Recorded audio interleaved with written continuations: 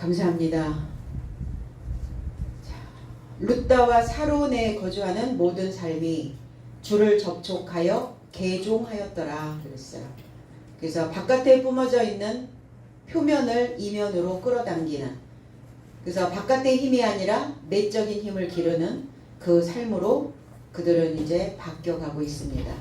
그러기 위해서는 오늘 우리는 그리스도 예수를 내 삶 가득, 그리고 내 삶 곁에 가까이 초청하는 귀한 시간이 되어야 될 줄로 믿습니다. 36절로 38절, 요페 안에 타비다라 이름하는 여제자가 있었는데 그녀는 도르카스라 번역되어 불려진다. 그녀는 선한 행위 삶이 가득해 있고 구제 삶도 있더라. 그런데 그날 삶 안에서 병들어 그녀를 죽게 되었다. 그녀를 씻어 다락안에 두었다. 그런데 룻다는 요페에 가까이 있는지라 제자 삶이 베드로가 거기 있다는 소리를 듣고 두 장정 삶을 그를 향해 보내어 지체 말고 나의 삶까지 직행하라고 가까이 초청하더라 그랬어요. 욥바에 다비다라 하는 자가 살고 있습니다. 욥바라고 하는 이 단어는 물론 팔레스타인에 있는 한 지역 이름이기도 하지만 이 지역의 이름, 이 뜻은 아름답다라는 의미를 가지고 있어요. 그리고 히브리어로 넘어가서 야포라고 하는 단어를 만들어내는데 미모, 그리고 밝다, 자신을 아름답게 하다.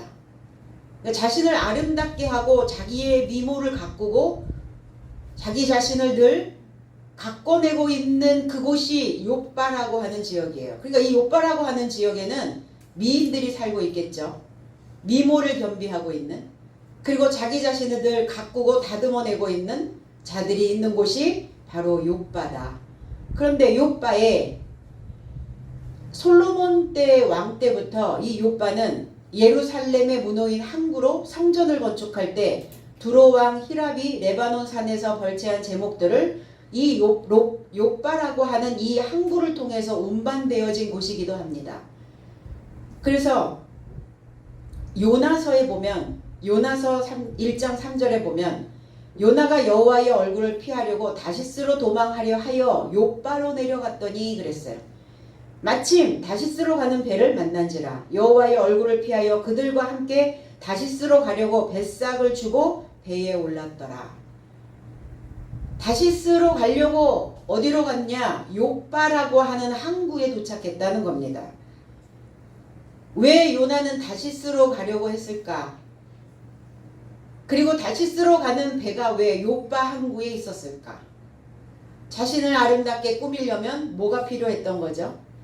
내 자신을 빛나게 하려면, 내 자신을 밝게 만들려면 무엇이 필요했던 거예요? 보석이 필요했던 거예요. 그래서 다시스라고 하는, 타르시시라고 하는 이 히브리어에서 온 단어는 보석이 많다라는 의미를 가지고 있어요.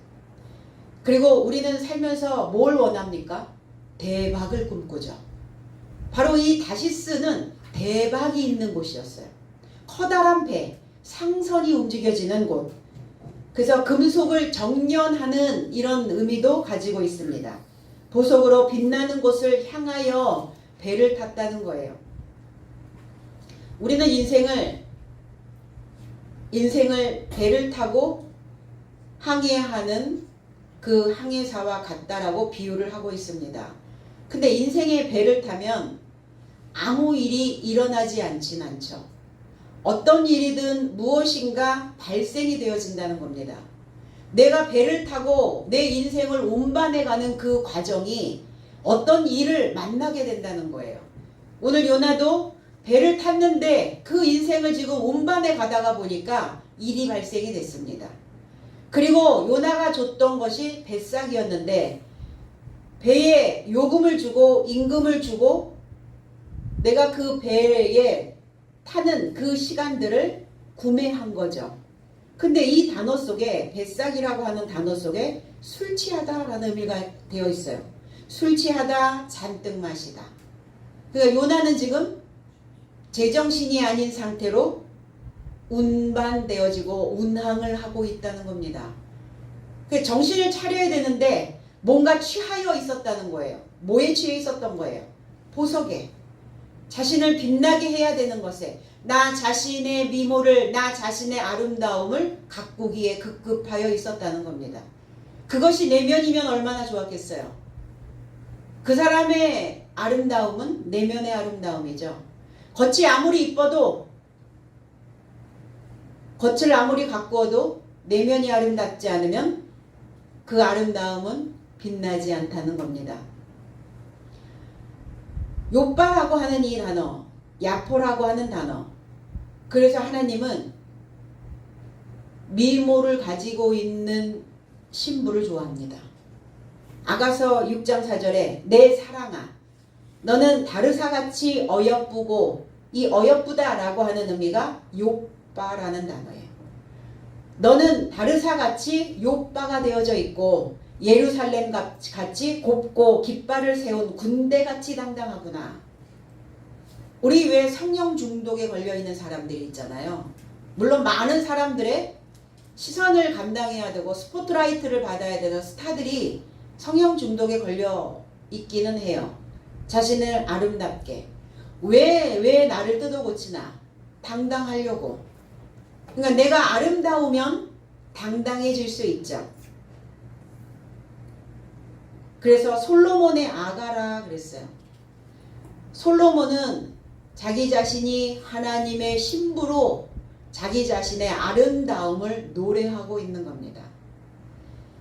다르사라고 하는, 타르짜라고 하는 단어는 기쁘다라는 의미를 가지고 있어요. 마음에 받아들이다, 만족하게 하다. 마음의 만족감을 주는 것 같이, 그리고 그 기쁨 같이 사람이 만족감이 와야 아름다워지죠. 내가 무엇인가 어떤 상황들을, 나한테 왜 이런 일이, 나한테 왜 이런 사건이, 이게 아니라 그냥 그 상황들을 마음에 받아들일 때 우리는 그 상황을 극복해 갈 수 있다는 거예요.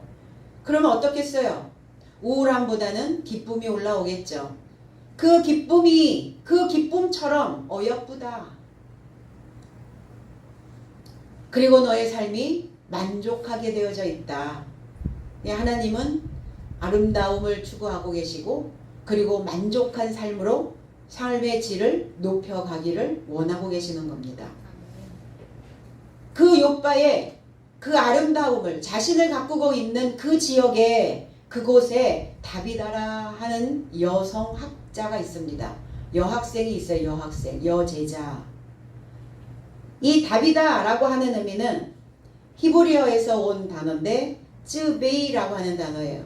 이 단어는 뛰어나다, 두드러지게 나타나다, 광채가 나다.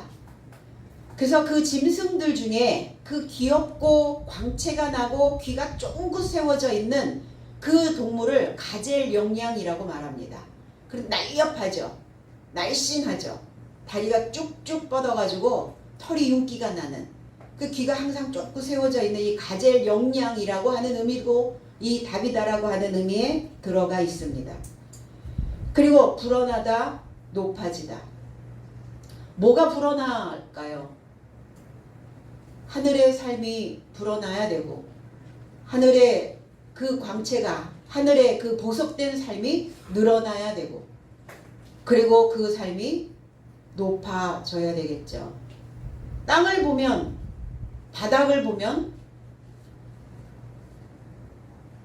갖추어질 것이 없고 번듯한 것이 하나도 없어서 늘 주눅 들고 늘 수그러드는데, 나를 높이면 내 마음을 이렇게 견인하는 거예요. 들어 올리는 거예요.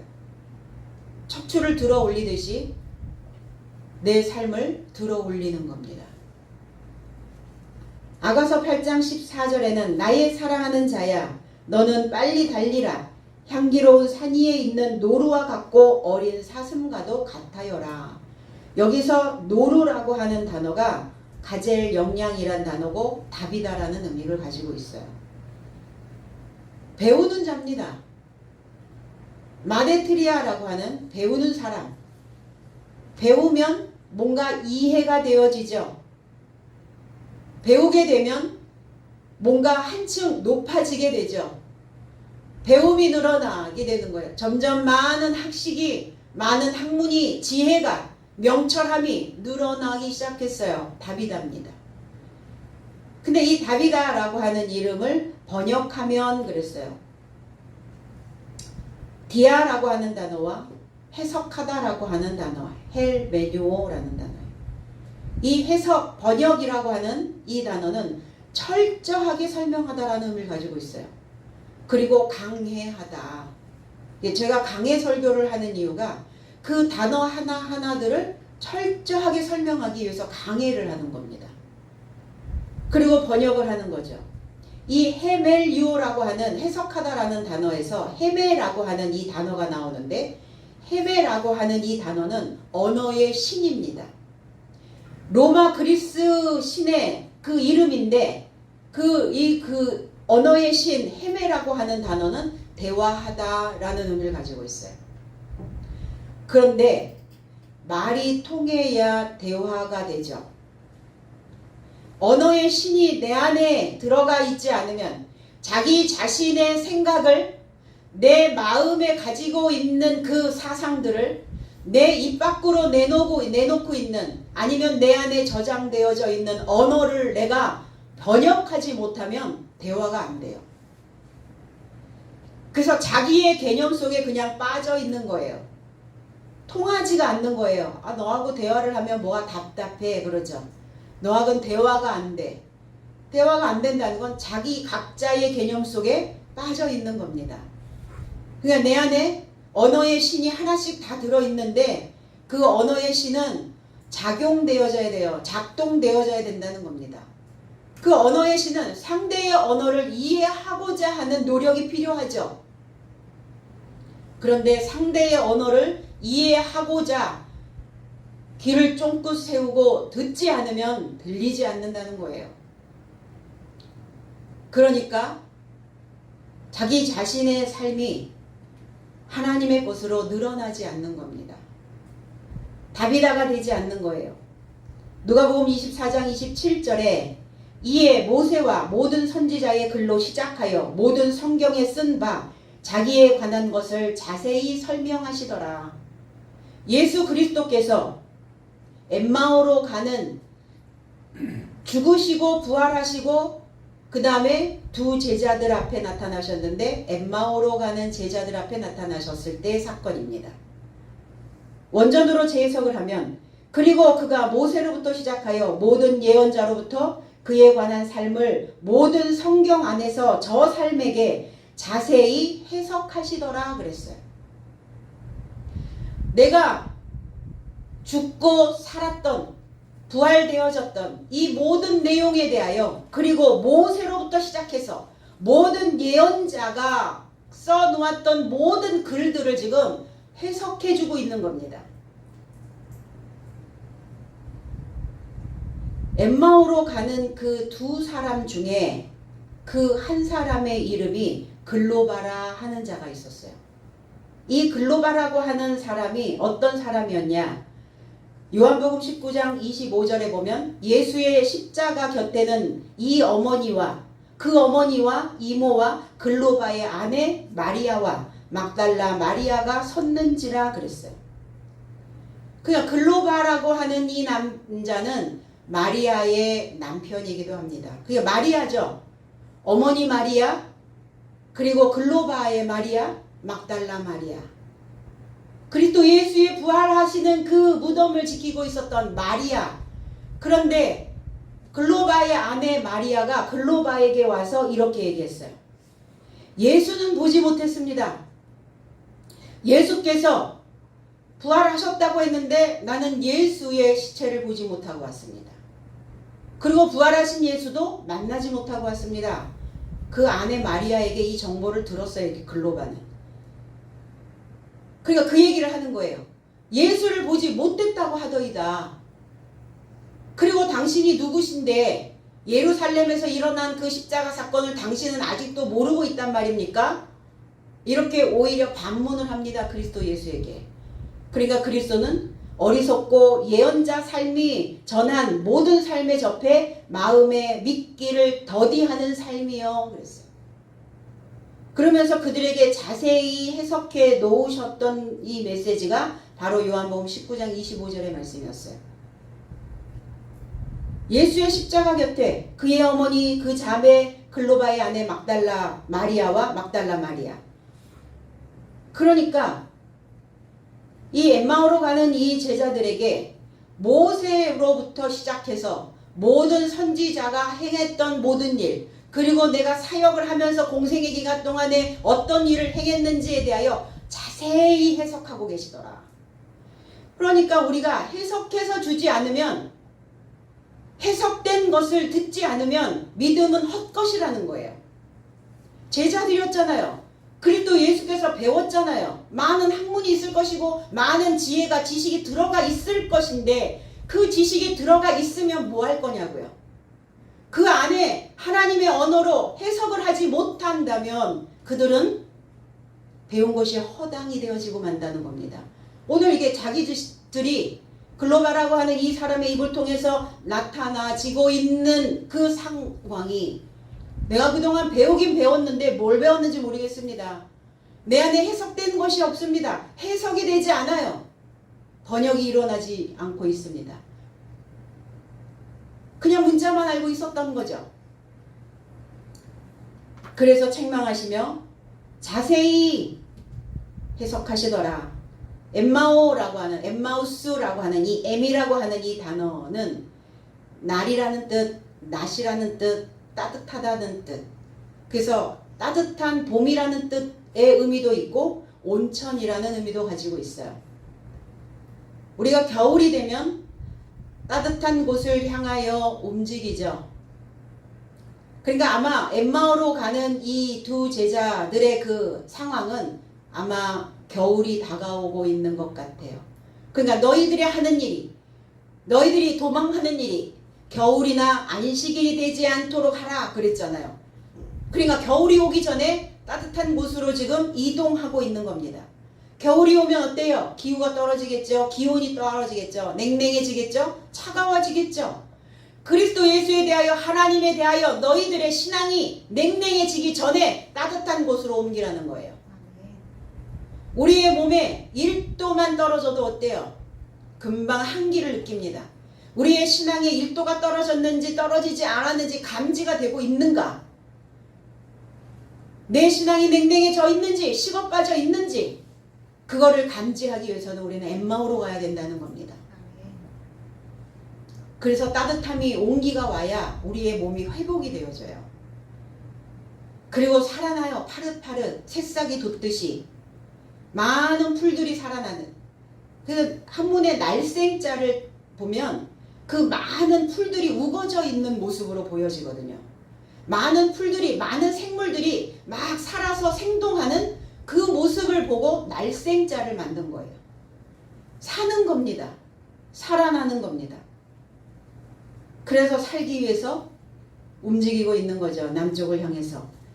도르가라고 하는, 해석하면, 번역하면 도르가라. 도르가라고 하는 의미가 가젤 영양이란 뜻이에요. 똑같은 의미겠죠. 그래서 자기 자신을 날렵하게, 그리고 자신을 매끄럽게, 그리고 항상 쫑긋 세우고 있는, 그리고 눈을 크게 뜨고 사방을 살피고 있는, 초식동물이기 때문에 뭐가 길어요? 다리가 날씬하단 말이에요. 빨리 뛰어야 되니까, 날렵하게 뛰어야 되니까. 그럼 오늘 도르가처럼, 다비다처럼 우리의 생각들을 날렵하게, 그리고 우리의 생각들이 군더더기가 있지 아니한가? 혹여 생활의 염려, 생활의 근심, 내 삶의 어떤 근심과 걱정거리로 군더더기가 너무 많다면 오늘 가젤 영양처럼 날렵한 우리의 몸매를 만드는 그런 시간들이 됐으면 좋겠습니다. 도르가가 어떤 자냐? 선행과 구제를 하고 있었던 자였네요. 선행, 아가도스 에르곤. 아가도스, 좋은, 선한, 에르곤, 좋은 일, 우리 그렇게 얘기를 하죠. 좋은 일이 뭘까? 좋은 일, 굳이 하는 일이죠. 뭔가를 베풀어 주는 일을 우리는 구제라고 말합니다. 누가복음 1장 53절에 줄이는 자를 좋은 것으로 배불리셨고 부자는 빈손으로 보내셨도다 그랬어요.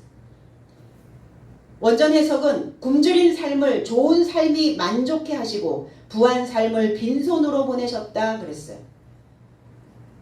도르가가 했던 일, 다비다가 했던 일이 무엇이냐? 좋은 일인데 좋은 것으로 그들의 삶을 만족하게 했다고요. 좋은 삶이 뭡니까? 마리아는 좋은 일을 택하였고 그랬어요. 말씀을 듣는 일, 말씀을 배우는 일, 그러니까 좋은 말씀을 배우고 있었다는 거예요. 그게 좋은 일이었어요. 배웠으니까 어떻게 했어요? 좋은 것을 가지고 있으니까 뭐 했겠어요? 구제해야죠. 엘레모시네라고 하는 단어, 가난한 자에게 나타내는 자선과 자비와 구제라는 겁니다. 자선, 자비, 하나님의 적극적인 긍휼함. 우리는 주님께 하나님께 긍휼함을 달라고, 우리를 불쌍히 여겨달라고, 우리를 가엾게 측은히 쯧쯧쯧 이 동정 어린 것이 아니라 자비, 부모가 자녀를 양육하는 그 양육자의 모습으로 그런 긍휼을 받기를 원한다고 말씀하는 겁니다.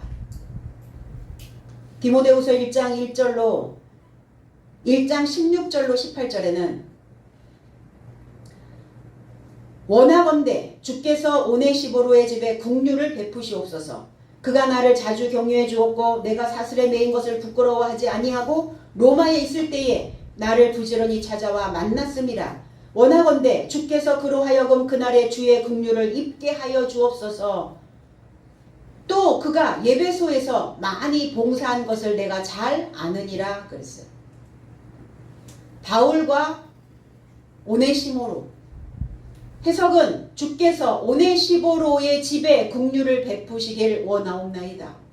저가 나를 자주 회복시켰으며 나의 쇠사슬을 부끄럽게 여기지 않고 오히려 로마 안에서 저가 열성적으로 나를 찾아와 만나곤 했느니라. 그날 안에서 주의 곁에 긍휼을 얻도록 주께서 저에게 긍휼을 베푸시길 원하옵나이다. 또한 저가 예배소 안에 얼만큼 봉사하였는지 내가 잘 알고 있습니다.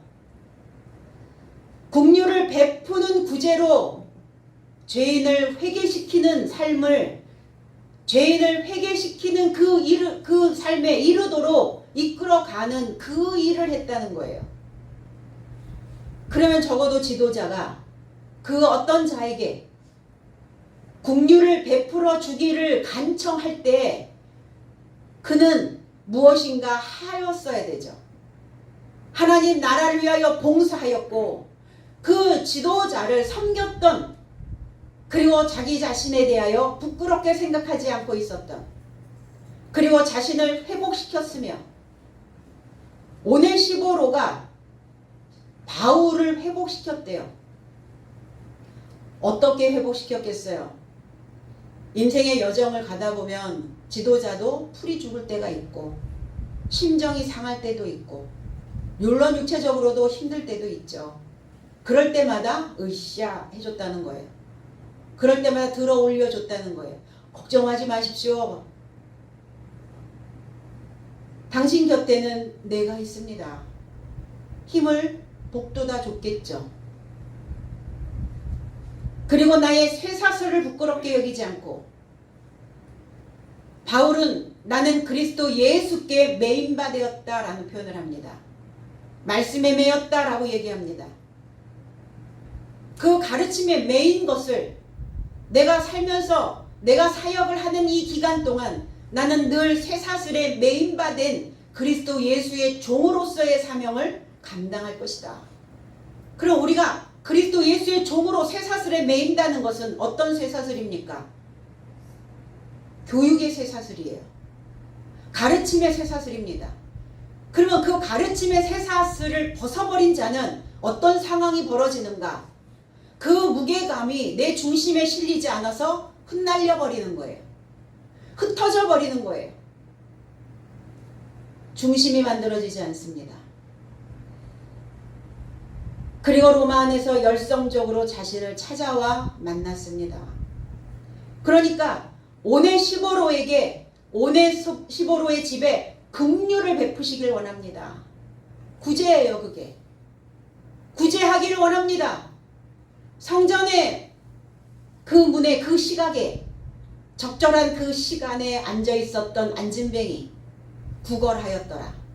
돈을 구걸한 게 아닙니다. 그어지가 아니에요. 내 주머니에 있는 그 돈을 구걸한 것이 아니라 긍휼을 구걸하고 있었어요. 구제를 원하고 있었어요. 자비를, 긍휼을 베풀어 주기를 원하고 있었다는 겁니다.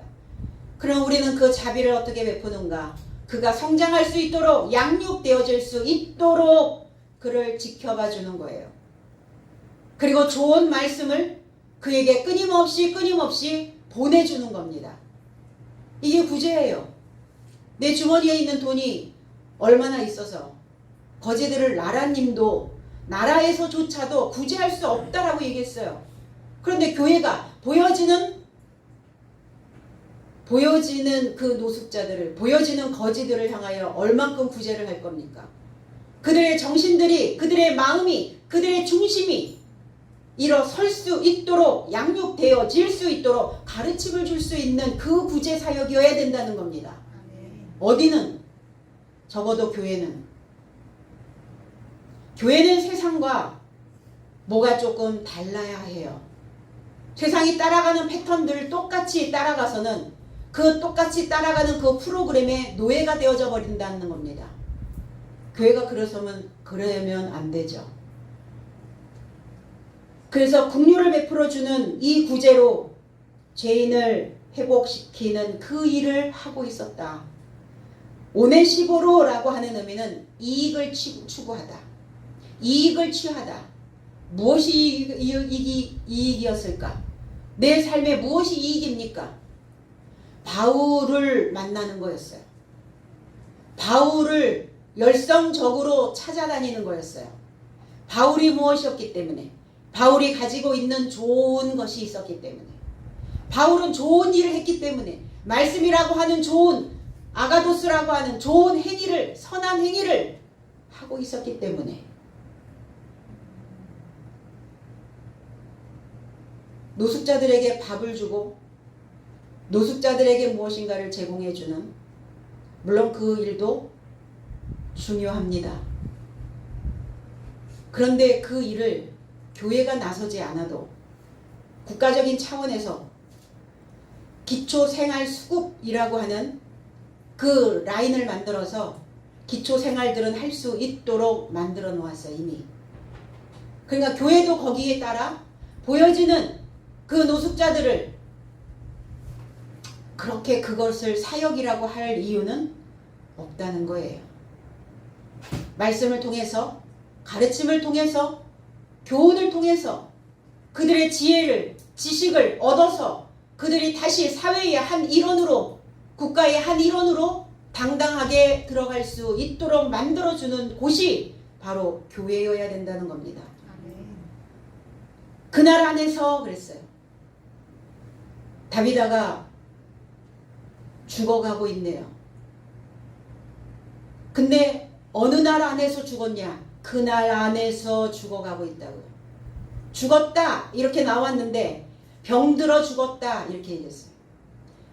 그날 안에서, 그날이 어떤 날인데, 어떤 날 안에서 지금 죽었나? 어떤 날 안에서 병들어 있나? 우리 이상하잖아요. 이렇게 좋은 일을 하고 이렇게 긍휼을 베푸는, 회개를 하게 하는 이런 일을 하고 있는 다비다가 왜 병들었을까? 내가 하나님 열심히 일하고 하나님 열심히 믿고 있고 내가 잘못한 것도 아무것도 없는데 왜 나로 하여금 이렇게 병약한 자가 되게 하십니까, 하나님? 우리 원망할 수 있죠.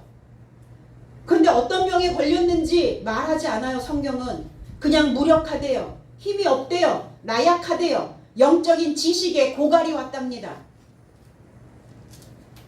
근데 그날 안에서의 삶은 죽어야 된다는 거예요. 그러면 그날이 어떤 날이냐? 세례 요한적 사역이었다는 거예요.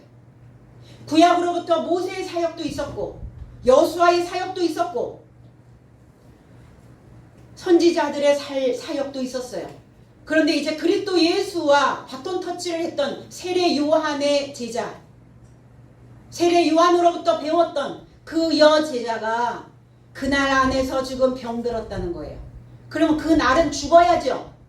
세례 요한이 목이 날라가 죽었던 것처럼 그 날은 죽어야 되고 그리스도의 날은 살아야 되고 그 날이었다는 거예요. 죄인을 회개케 하는 그 나라 안의 삶에서 병들었어요. 더 이상 새로운 것들이 들어오지 않으니까 물이 바뀌어져야 되는데 물갈이를 해야 되는데 바꿔 먹어야 되는데 그러니까 내 삶이 새로운 삶으로 이동해야 되는 바뀌어져야 되는 그 시점이 되면 병약한 자가 된다는 거예요. 주님 나는 무력한 자입니다. 하나님이 아니면 이 세상을 나는 온전히 설 수도 없고 지탱할 수 없습니다. 인생이 가장 병약해져 있을 때 나약해져 있을 때 우리는 하늘로 손을 뻗게 됩니다. 다윗아가 오늘 지금 그 상태에 놓여 있다는 거예요. 이제 그날의 사역은 끝나야 된다는 거예요. 그날 안에서 먹었던 물은 끝나야 된다는 겁니다. 여전히 내 안에서 퍼올려서 먹고 있는 그 물이 어떤 물입니까? 그 물은 죽어야 된다는 겁니다. 로마서 8장 3절로 4절에 율법이 육신으로 말미암아 연약하여 할 수 없는 그것을 하나님은 하시나니 곧 죄로 말미암아 자기 아들을 죄 있는 육신의 모양으로 보내요. 육신의 죄를 정하사 육신을 따르지 않고 그 영을 따라 행하는 우리에게 율법의 요구가 이루어지게 하려 하심이니라. 이 구절을 이렇게 보면 예수 그리스도는 죄가 없는데 자기 아들을 죄 있는 육신의 모양으로 보내요. 이렇게. 그러니까 주님이 죄인의 모습으로 나타나셨다라고 이렇게 느껴지잖아요. 주님 죄가 없는데 왜 육신의 죄 있는 모양으로 왜 이렇게 보내셨을까? 이거를 원어적으로 다시 재해석을 해보면 왜냐하면 법에 불가능한 것 안에서 육체로 인하여 나약하더니 하나님께서 자기 아들을 죄의 육체의 모양 안에 보내사 죄에 대하여 육체 안의 죄를 정죄하였으니 육체를 따라 활보하지 않고 영을 따라 활보하는 법의 의로운 행동이 나의 삶 안에 채워지게 하려 합니다. 죄의 모양을 가지고 있는 자가 누구냐고요? 나죠. 나의 육체의 모양, 나의 육체의 나약한 모양, 나의 죄의 모양, 내가 죄의 모양, 내가 병들어 있는 내 모양 안에 보내셨다고요. 나의 삶 안에 보내셨다고요. 죄인으로 오신 게 아니라 죄인인 나의 모습 안에 오셨다고요. 다르잖아요. 뉘앙스가. 너무 다르잖아요. 그러니까 이렇게 만약에 성경을 우리가 믿고 있다면 주님은 죄인의 모습으로 오셔서 그럼 십자가 사건이 죄인의 옷을 벗는 그 사건이었습니까? 주님이 죄 없으신 분인데 왜 죄인의 모습으로 하나님께서 보내셨을까? 죄 있는 그 모양을 가지고 있는 나의 안에 내 삶 안에 보내셨다는 거 이해가 되죠. 그러니까 나의 죄 있는 모양을 입으신 거예요. 십자가 사건을 통해서 나의 죄 있는 나약한 병약한 무력하여 있는 그 모양을 벗겨내시고자 나의 삶 안에 오셔서 그 십자가 사건을 진행하는 겁니다. 죽었다. 다비다가 죽음에 아포뜨네스코라는 단어가 만들어집니다. 분리된 죽음, 죽음에서 분리, 죽음, 사망의 생각에서 분리되고 있는 거예요. 지금 그날 그 물에서 죽을 것 같아. 우리 그런 표현 많이 하죠. 내가 힘들고 무력하여지고 어려워지는 상황이 벌어지면 내가 죽을 것 같아. 죽을 것 같은 느낌이 들어오는. 그런데 그 사망의 생각으로부터 나를 분리시키셔야 된다고요. 그래서 이 죽음에 라고 하는 단어의 문법을 뜯어보니까 V 동사, N 부정사, A 부정과거, A 능동태. 동사는 움직이는 거죠. 움직이는데 부정사, 부정사는 동사의 명사적 표현이에요. 동사의 명사적 표현이니까 동사는 움직시, 동사는 움직이는 것을 더 뒷받침해주는, 더 강하게 뭔가 동사가 지금 계속 진행되고 있는 모습을 부정사로 이렇게 표현했어요. 문법에서는. 동사가 계속 진행하고 있는. 그리고 부정과거, 과거의 진행적인 표현 나의 발자취. 그리고 자발적인 행동 능동태. 이게 뭘 얘기를 하고 있느냐? 과거에 진행되어지고 있었던 사역, 내가 지금까지 내가 살면서 신앙생활 하면서 내가 일상생활에서 내 남겨놓고 있는 이 발자취들이 계속 진행되어지고 움직이고 있는 상황인 거예요. 그 사역이, 그 생각이 사로잡혀서 그게 계속 과거의 패턴들이 흔적을 남기고 있는 그 상황을 이렇게 능동적으로, 누가 시켜서가 아니라 내 속에서 자동적 사고가 올라온다는 거예요. 어떤 문제가 딱 발생이 되면, 어떤 사건이 딱 벌어지면 자동적으로 올라오는 사건, 자동적으로 올라오는 생각들이 있어요. 자동적으로. 오토매틱. 그게 계속 진행되고 있으니까 어때요? 새 삶으로, 새로운 날로 옮겨갈 수가 없잖아요. 그래서 죽었다 이렇게 표현한 거예요. 근데 그 죽음으로부터 지금 분리하고 있는, 나를 뜯어내고 있는 상황이야. 나의 과거의 그 족적을 이제 지우고자 하는, 예전에 그 족적을 보니까 어때요? 예전에 제가 학생들한테 강의를 하려고 그 강의 자료를 만들어 놓은 것을 몇 년 됐는데, 그 몇 년 만에 제가 그 자료를 보게 됐어요. 내가 이거를 이렇게 만들었단 말이야? 감탄이 아니라 한심함의 한숨소리. 야, 이 수준으로 내가 이걸 만들었어? 그러니까 과거의 내 족적을 보니까 어때요? 그 삶으로부터 난 빨리 분리되어져야 될 것 같은 거예요. 내가 이 수준으로 학생들한테 이걸 띄워놓고 학생들한테 강의를 했단 말이야? 야, 그때 그 학생들 참 인내심도 강했다. 이 교수를 참아줬구나. 이게 그 생각이 새록새록 올라오더라고요. 지금 다비다는 그 상황에 놓여 있는 거예요. 과거의 것들, 과거의 자료들을 올려보니까 야, 이 한심하거든. 더 이상 내가 이 날들이 진행돼서는 안 되겠기에 그 날은 죽어야 되고, 그러나 그 죽음으로부터 나는 분리되어져야 되는, 그러니까 나를 그 죽음의 생각으로부터 나를 뜯어내려고 하니까 얼마나 힘이 들어가겠어요. 얼마나 중심이 바르게 세워져야 되겠냐고요. 그렇게 되어지지 않으면 꺾여버려요. 우리의 생각은 한순간 일순간에 무너뜨리는, 그 작은 바늘구멍 같은 그 생각 하나가 올라오면 무너져 버리는데, 아, 내가 이 생각에 잠겨 있구나를 아는 순간, 내 자동적인 생각은 이렇게 올라오는구나를 내가 눈치채는 순간 걔는 사그러들거든요. 스스로의 신앙의 발자취를 다시 찍고자, 새로운 날들을 다시 만들어내고자 오늘 다비다는 몸부림을 치고 있는 겁니다. 그러나 그만큼 죽을 만큼 어렵다는 거예요. 다른 흔적을 남긴다는 게 내가 지금까지, 어제까지, 아니면 내가 조금 전까지 생각하고 있었던 그 생각의 자국들을 벗겨낸다는 게 죽을 만큼 힘든다는 거예요. 그래서 죽을 각오를 하지 않으면 내 인생에 새로운 발자국은 남겨지지 않습니다. 똑같은 발자국만 남기니까 어때요? 그 발자국을 보고 누가 따라오겠어요? 내 측근들이 따라오겠죠. 그리고 그 시체를 씻어 다락에 누였네요. 다락은 어떤 곳입니까? 집에 더 높은, 집보다 더 높은, 그리고 이 단어 속에 휘페르온이라고 하는 단어가 이 다락이라고 하는 단어인데, 근데 시체라는 단어는 없어요.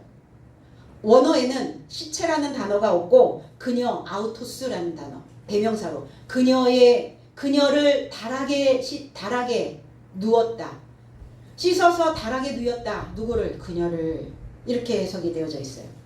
집에 더 높은 곳. 그래서 휘페르라고 하는 이 전치사가 초월하다, 보다 뛰어나다 라는 의미를 가지고 있어요. 다비다는 다락에 누워 있었어요.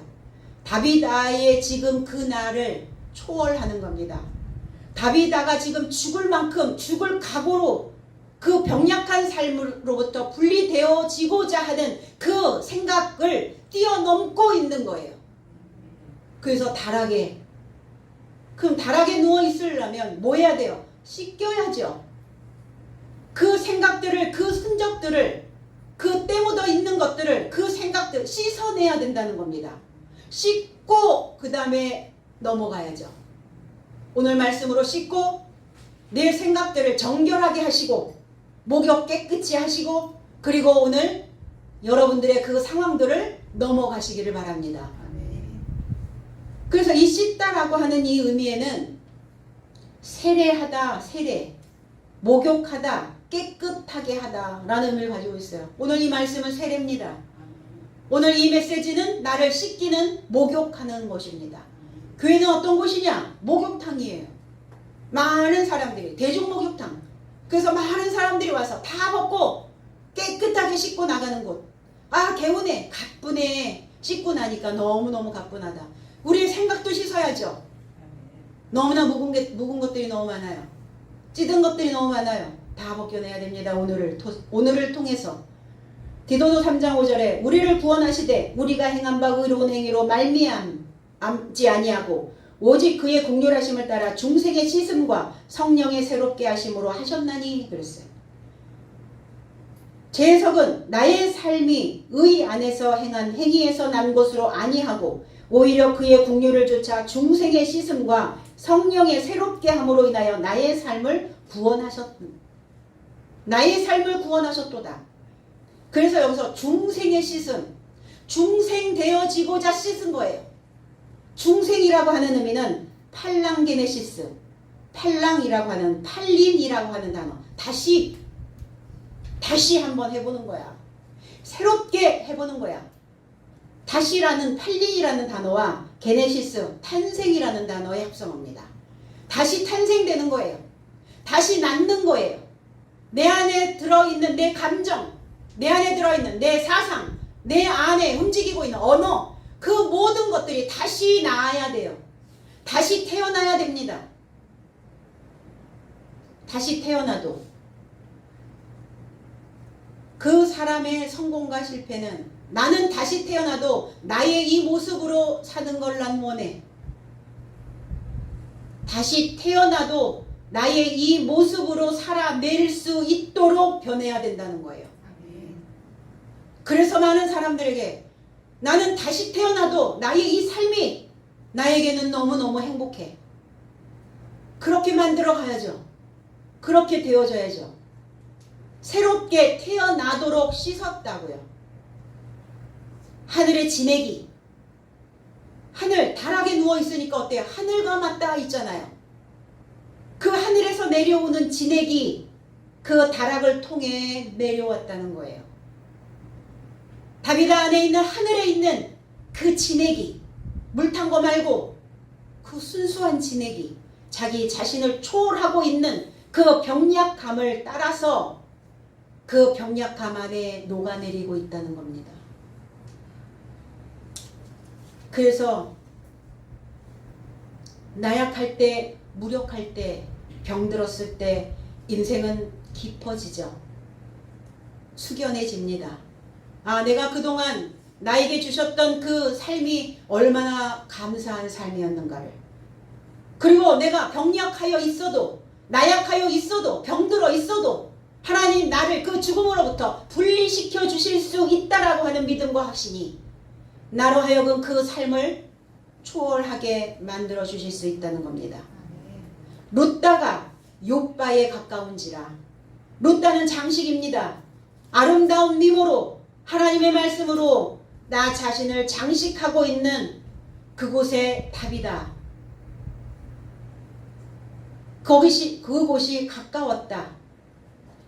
가까워지려면 뭐 해야 되죠? 구부러져야죠. 뻣뻣하게 뻗쳐 있으면 가까워질 수가 없어요. 사람이라고 하는 관계는 이렇게 구부러져야 돼요. 하나님 앞에서 내가 구부러져야, 그래야 하나님과 가까워질 수 있다는 겁니다. 내가 아름다워지기 위해서 내 내면의 아름다움, 나의 외적인 아름다움, 외적인과 내면적인 것들이 아름다워지고 빛나기 위해서는 내 마음이 구부러져야 해요. 그래서 뻣뻣한 사람보다는 부드러운 사람이 훨씬 좋지 않아요? 유연한 사람, 뭔가 푸근한 사람, 엠마오처럼 따뜻한 봄날 같은 한겨울에 냉랭한 그냥 끝에 달려있는 고드름 같은 그 인생들. 그래서 가까워지지 않는 거예요. 사람과의 관계가 멀어지는 거예요. 냉랭해지니까. 그래서 우리는 그렇게 얘기하죠. 가까운 곳에 있는 그 지점을 엎어지면 코 닿는다. 코. 엎어지면 코 닿을 때야. 엎어지면 코 닿았나요? 엎어지면 먼저 제일 먼저 가까운데 엎어지면 제일 먼저 코가 닿나요? 아, 코가 삐죽하니까. 자, 옛날에 이 코의 의미는 이 코에는 신이 존재한다고 생각했어요. 그래서 모든 신은 코로 들어간다고 생각했어요. 코를 통해서. 그 호흡이죠. 그게 숨이죠. 그게 생명이죠. 그래서 그 목숨명, 그래서 명령 이런 거 하잖아요. 그 명자를 쓸 때는 신과 신의 계시를 받는, 신과 신의 소리를 듣는, 신이 우리에게 부여해 주시는 것이 바로 목숨이라고, 생명이라고 생각했던 거예요. 그 생명이 코에 있다고 생각했던 거예요. 그러니까 엎어지면 코 닿아야 돼요. 하나님께로 엎어지면 코가 먼저 닿아야 된다고요. 생명이 얻어져야 되니까. 그러려면 구부러져야죠. 뻣뻣해지면 멀어집니다. 두 사람을 보냈어요. 두 사람. 아네르라는 단어입니다. 사람, 아네르, 변경해 줄 수 있는 장정, 변화를 끌어내 줄 수 있는 남자, 변화 가능한 남편. 그 두 사람을 베드로에게 보냈네요. 뭘 요구하는 겁니까, 베드로에게? 당신은 변화를 이끌어내셔야만 합니다.